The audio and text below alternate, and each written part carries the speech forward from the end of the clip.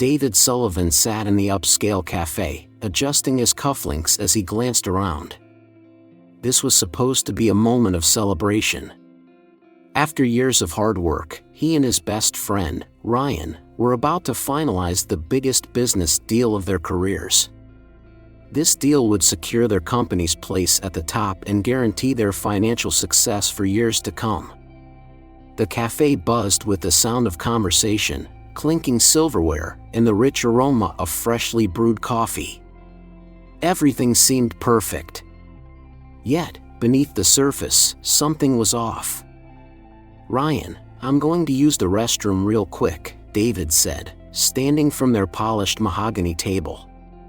Ryan barely looked up from his phone, nodding absent-mindedly. David walked away, feeling a deep sense of pride. He had built this company from the ground up with Ryan by his side. They had always been a team. The thought that anything could go wrong never crossed his mind. But while he was away, something unexpected happened. Emily, a waitress at the cafe, approached their table to refill Ryan's water. She had only worked there for a few months, always keeping her head down, never paying much attention to the wealthy customers who dined there. But today, something made her pause. Ryan, assuming no one was listening, spoke quietly into his phone. "Everything's set. David has no idea. Once the deal goes through, I'll have control of everything. By the time he figures it out, it'll be too late. I've been planning this for months. The company, the assets, it's all going to be mine." Emily nearly dropped the water pitcher. Her heart pounded as she stepped away, pretending not to have heard. But she had heard everything. For a moment, she hesitated. It wasn't her business. She was just a waitress. What did she care if some rich guy got screwed over by his business partner? But something about the way Ryan spoke, the coldness in his voice, made her stomach turn. She couldn't just walk away. As soon as David returned, Emily made a decision. Summoning every bit of courage she had, she walked over to his table. "Excuse me, Mr. Sullivan," she said, her voice barely above a whisper. David looked up, surprised. "Yes?" Emily glanced toward the door, where Ryan had just stepped outside to take another call. "I overheard something you need to know," she said, voice urgent. "Your friend Ryan, he's planning to betray you." David blinked, stunned. "What?" Emily took a deep breath. There was no turning back now. "I heard him on the phone. He said once the deal goes through, he's taking everything. The company, the money, all of it." David stared at her, his mind racing. He wanted to believe it wasn't true. But something about Emily's expression, the sincerity in her eyes, told him that it was. And suddenly, everything felt different. David sat in his office, staring at the city skyline, Emily's words replaying in his mind. "Ryan is planning to betray you." It was impossible to ignore. Ryan had been his best friend for years, his business partner, the man he trusted most. And yet, a complete stranger, a waitress, had just warned him that Ryan was about to take everything from him. Part of him wanted to believe that Emily had misheard, that she had misunderstood the conversation. But another part, the part that had built a multimillion-dollar business through instincts and calculated risks, told him that he couldn't afford to ignore the warning. If Ryan was planning something, signing this deal could be the biggest mistake of his life. He needed proof. That evening, David made a call to Julian Carter, a private investigator he had used in the past for sensitive business matters. "Julian, I need your help," David said the moment Julian picked up. "What's going on?" Julian's voice was sharp, professional. "I think my business partner is planning to screw me over," David admitted. "I need you to look into him. Find out if he's been hiding anything, making secret deals, moving money, anything that could confirm my suspicion. Julian didn't hesitate. I'll get started immediately. Over the next few days, David continued working alongside Ryan, pretending nothing had changed. Every meeting, every conversation felt different now. He found himself analyzing every word Ryan said, every expression on his face, every email he sent. Ryan, ever the charming businessman, remained the same. He talked about their future, their company's growth, and how life was about to change once this deal was signed. He had no idea that David knew something was off. 3 days later, Julian called. "I've got something," Julian said, his voice serious. "It's not much yet, but it's enough to be suspicious." David sat up straight. "What did you find?" "There are irregularities in Ryan's financial records," Julian explained. "Over the past few months, he's been transferring money into an offshore account, small amounts at a time, just enough to avoid suspicion. It's not illegal on its own, but the timing is interesting." David's stomach clenched. "How much money are we talking about?" "Not a fortune, but enough to raise eyebrows," Julian said. "What's more concerning is the pattern. It started right around the time you two began negotiating this new deal." David gripped his phone tighter. "So Emily was right. Do you think he's positioning himself to take over?" David asked, his voice hardening. "That's my guess," Julian replied. "I don't have all the pieces yet, but he's moving money for a reason. I'll keep digging." David ended the call and sat back in his chair, heart pounding. Ryan had been planning this for months, slowly, carefully. The man he trusted the most had been stealing from their company right under his nose. But David needed more than suspicions. He needed undeniable proof. Another 2 days passed before Julian called again. This time, his voice carried urgency. "David, we've got it," Julian said. "This isn't just about hidden money. Ryan has been in contact with one of your biggest competitors." David's blood ran cold. "Who?" "Everest Holdings. The CEO, Mark Calloway, has been in private meetings with Ryan for the past month. We found email exchanges between them discussing transition plans, which, from what I can tell, means Ryan is planning to jump ship and take as much as he can with him." David inhaled sharply. "So that's his game." Ryan wasn't just stealing money, he was setting himself up to defect to a competitor, possibly sabotaging the company in the process. Julian continued, "If this deal goes through, Ryan will have enough leverage to take full control of the company's assets. That's why he's been playing the long game. He wants to get you to sign first, so by the time you realize what's happening, it'll be too late." David's hands tightened into fists. He had spent years building this business. He had trusted Ryan like a brother. And yet, Ryan had been planning his betrayal for months, waiting for the perfect moment to strike. But now, David knew the truth. And he wasn't going to let it happen. David sat in his office, staring at the file Julian had sent him. Every detail was there: Ryan's offshore accounts, the secret meetings with Everest Holdings, the emails discussing transition plans and strategic shifts in leadership.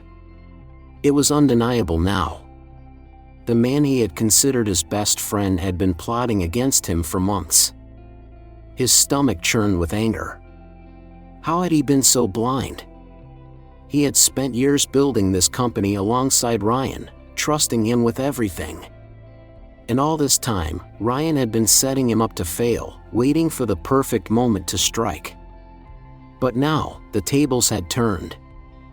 Ryan had no idea that David had uncovered his betrayal. And David planned to use that to his advantage. That evening, David called Ryan. "Hey, man," David said, keeping his tone casual. "I've been thinking about the deal, and I want to go over some final details with you. Let's meet tomorrow morning, private office, no distractions." Ryan hesitated for only a second before responding. "Sure. Sounds good." David could almost hear the smugness in his voice. "You think you've won, don't you, Ryan?" The next morning, Ryan arrived at their private office, dressed sharp as always, his signature confident smile in place. He walked in like a man who already had everything he wanted. "David," Ryan greeted, clapping a hand on his shoulder. "Hope you didn't call me here to get cold feet on the deal. We're right at the finish line." David forced a tight smile. "Take a seat." Ryan sat across from him, relaxed, comfortable. He had no idea what was coming. David pulled out the folder and slid it across the table. "I thought you might want to take a look at some interesting documents before we move forward." Ryan frowned and flipped open the folder. As his eyes moved across the pages, the color slowly drained from his face. The offshore transfers.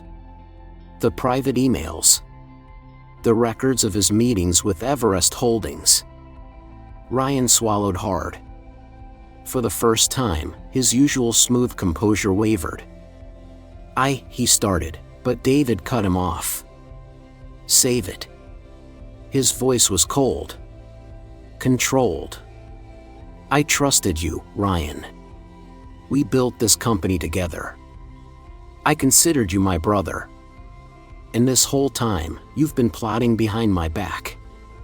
Ryan leaned back, his mind racing for an excuse, a way out. "David, listen, this isn't what it looks like." David slammed his fist on the table. "Don't insult me. I have proof. I know about the money. I know about your deal with Everest. You were planning to take over the company the second I signed that contract, weren't you?" Ryan opened his mouth, then shut it. The mask had slipped. He knew there was no point in denying it. Finally, he exhaled and leaned forward, a smirk playing at the corners of his lips. "You're smarter than I gave you credit for." David's hands tightened into fists. "So it's true?" Ryan shrugged, his fake charm returning. "Business is business, David. You were always the face of the company, the one people looked up to. But who did all the real work? Me. I made things happen behind the scenes. And what did I get for it? A pat on the back? A second-place seat?" David scoffed. "So your solution was to steal from me?" Ryan smirked. "I was just taking what I deserved. You were too blind to see it coming." David leaned forward, his voice like steel. "Well, I did see it coming. And now, you're done." Ryan's smirk faltered. "What do you mean?" "I mean your accounts are frozen. The company's legal team is preparing a case against you as we speak. Every penny you tried to steal is being traced, and you'll be lucky if you don't end up in court for fraud and corporate theft." Ryan's face paled. "You can't do that." David chuckled. "Oh, I already did." Panic flickered in Ryan's eyes, but he quickly masked it. "You think you've won?" he sneered. "You think this is over?" David stood up, towering over him. "It is over. You're out, Ryan. You won't get another dime from this company. And if you try anything else, I'll make sure you never work in this industry again." Ryan clenched his jaw. He knew he had lost. But instead of apologizing, instead of showing even a shred of remorse, he stood up, straightened his suit, and gave David one last smirk. "You'll regret this." David met his gaze, unwavering. "The only thing I regret is trusting you." Without another word, Ryan turned and walked out the door, leaving behind everything he had spent years trying to steal. David exhaled, the weight of the confrontation settling in. His company was safe. His future was secure. And Ryan? He was nothing but a bad memory now. For the first time in weeks, David felt a sense of relief. Ryan was out. His accounts were frozen, his secret plans exposed, and his betrayal made public. David had expected some level of resistance from his former friend, but Ryan had left without much of a fight. Or so it seemed. 2 weeks later, just as David was beginning to move on, Ryan struck back. That morning, David walked into his office, coffee in hand, ready to tackle the day's work. But before he could even sit down, his assistant rushed in, looking panicked. "Mr. Sullivan," she said, breathless. "You need to see this." She placed a tablet on his desk. David frowned and glanced down at the screen. There it was. A headline that sent his stomach plummeting. Corporate scandal, billionaire CEO accused of fraud and financial misconduct. David's blood ran cold. He clicked on the article, scanning the paragraphs. It was filled with accusations, each more damaging than the last. Money laundering, offshore accounts, secret backdoor deals, all linked to him. Of course, none of it was true. David clenched his jaw. Ryan. He had expected backlash, but he hadn't anticipated this. Ryan hadn't just accepted his downfall, he was trying to take David down with him. The article cited anonymous sources claiming David had been funneling company money into private accounts for years. It painted him as a corrupt CEO who had pushed Ryan out to cover his own tracks. A complete fabrication. But if there was one thing David knew, it was that public perception mattered. If he didn't act fast, his reputation, his entire company, could crumble. David didn't waste a second. He picked up his phone and called Julian, his private investigator. "Julian," he said, his voice sharp. "Ryan just went to the press. He's feeding them lies, trying to frame me." "I saw the article," Julian replied. "I already have my team on it. We're tracking the leak and looking for solid evidence to discredit the story." "Good," David said. "But we need to do more than discredit it. I want this shut down, fast." Julian paused for a moment. "I'll get you what you need." David hung up and immediately called his legal team. They would need to issue a formal statement refuting the claims and, if necessary, sue for defamation. Next, he called his public relations team. "I want a press conference scheduled for tomorrow," David instructed. "We need to control the narrative before Ryan's lies take root." His PR director nodded. "We'll prepare a statement and have key journalists present." David exhaled. It was going to be a long battle, but he wasn't about to let Ryan destroy everything he had built. That night, Julian called back. "We found the source," he said. "Ryan's been secretly contacting reporters, spinning the story to make you look guilty. But here's the thing," he slipped up. David leaned forward. "How?" "We traced one of his leaked documents. It's forged. The numbers, the transactions, none of it adds up. We have proof that Ryan fabricated evidence." David let out a slow breath. That was it. The smoking gun. The next morning, at the press conference, David faced the cameras with confidence. "These allegations are completely false," he stated firmly. "They were fabricated by someone who has already been exposed for fraud. And we have proof that these so-called documents are forgeries." He presented Julian's findings, revealing Ryan's desperate attempt to manipulate the media. Within hours, the tide turned. News outlets that had originally reported the scandal began retracting their stories. Ryan's credibility shattered. And as David's legal team prepared to sue for defamation, Ryan vanished. David had won. Again. This time, for good. With Ryan finally out of the picture, David could finally breathe. The storm had passed, and his company remained intact. The legal battle was ongoing, but Ryan had lost all credibility, and the media had turned their attention elsewhere. Now, David could focus on moving forward, not just for himself, but for the people who had stood by him. And at the top of that list was Emily. David hadn't forgotten that she was the reason he had uncovered Ryan's betrayal in the first place. If she hadn't warned him that day in the cafe, he might have walked blindly into the biggest mistake of his life. He owed her more than just gratitude. David called Emily into his office one afternoon. She looked surprised but composed as she sat across from him. "You wanted to see me?" she asked, always direct. David smiled. "Yes. I've been thinking a lot about what happened over the past few months. About how everything could have turned out very differently if it weren't for you." Emily shrugged slightly. "I just did what anyone would have done." David chuckled. "Trust me, most people wouldn't have. You saw something wrong, and you spoke up, even though you had nothing to gain. That takes guts." Emily glanced down, a little embarrassed.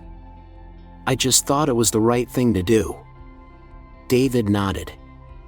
"And because of that, I want to give you an opportunity." Emily's eyebrows lifted. "Opportunity?" David leaned forward, his expression serious but warm. "You told me once that you had to drop out of school to take care of your mom. I want to change that. If you're still interested, I'd like to pay for you to finish your degree." Emily's eyes widened in shock. "Wait, you mean, you'd help me go back to school?" "Yes," David said. "And not just that, I want to offer you a job at my company. A real position, not just some temporary favor. You've already proven that you have instincts most people take years to develop. With the right training, I think you could be an incredible asset to this business." Emily stared at him, stunned into silence. David smiled. "Look, I know this is a lot to take in. You don't have to answer right now. But I wanted you to know that I believe in you. And I want to help you succeed, not as a favor, but because you earned this." Emily took a deep breath, clearly overwhelmed. "I don't even know what to say. This is more than I ever expected." David leaned back. "Just think about it. No pressure." But Emily didn't need to think. She already knew her answer. "I'll do it," she said, her voice firm. "I'll go back to school. And I want to take the job. I won't let you down." David grinned. "I know you won't." Over the next few months, Emily's life changed completely. With David's support, she enrolled back in school while also taking on an entry-level role at the company. It was an adjustment, balancing both, but Emily thrived under the challenge. She was a quick learner, her natural instincts making her stand out among her colleagues. David kept a close eye on her progress, and it didn't take long for him to realize that she was more than just good, she was exceptional. She wasn't just some waitress who had stumbled into his world. She was meant to be here. As time passed, Emily climbed the ranks. What started as a small opportunity turned into something much bigger. Her insights became invaluable, her leadership skills undeniable. And one day, David called her into his office again. This time, with a promotion offer. "You've proven yourself, Emily," David said. "And I think it's time for you to take on more responsibility. How would you feel about overseeing our international operations?" Emily's heart pounded. "You're serious?" David grinned. "I wouldn't say it if I wasn't." Emily exhaled, a slow smile spreading across her face. "Then I'd be honored." Months later, as Emily stood in a corporate boardroom, no longer a waitress, but a respected leader, she thought about how far she had come. It all started with one decision. One choice to speak up when she saw something wrong. And now, she was building a future she had never even dared to dream of. David watched from the sidelines, proud of what she had accomplished. He had gained something far more valuable than a business deal. He had gained a true ally.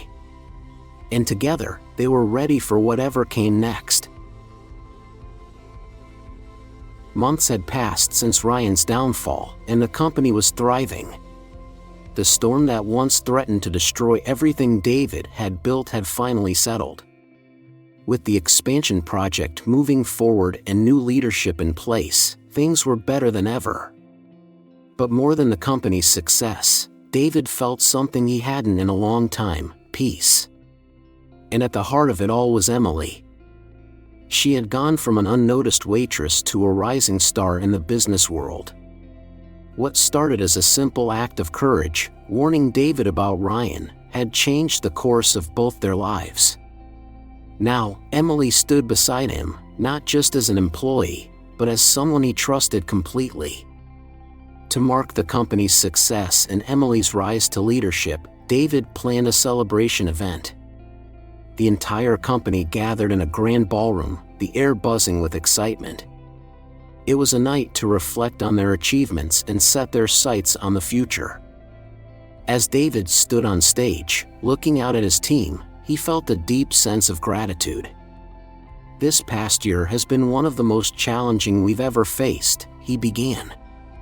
"We've battled deception, overcome obstacles, and come out stronger than ever. And none of it would have been possible without the incredible people in this room." The crowd erupted in applause. "But tonight, I want to recognize someone who has been instrumental in that success," David continued. "Someone who stepped up when it mattered most, who showed courage, intelligence, and an unwavering commitment to what's right." He turned to Emily, who was standing off to the side, eyes wide as she realized he was talking about her. "Emily Adams," David said, smiling. "She may have started in an unexpected place, but she's proven that hard work, integrity, and courage can take you anywhere.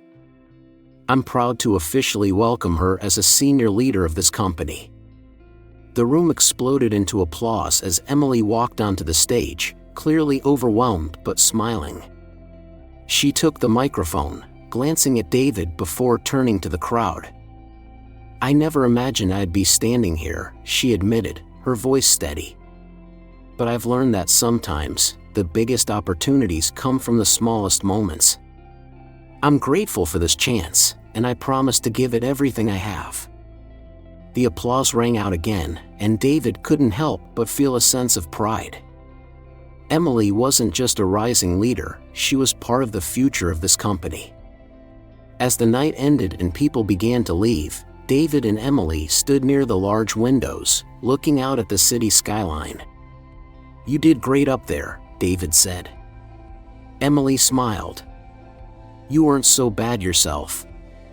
They shared a quiet moment, knowing that the battles they had fought had only made them stronger. "We make a good team," David said. Emily nodded. "Yeah, I think we do."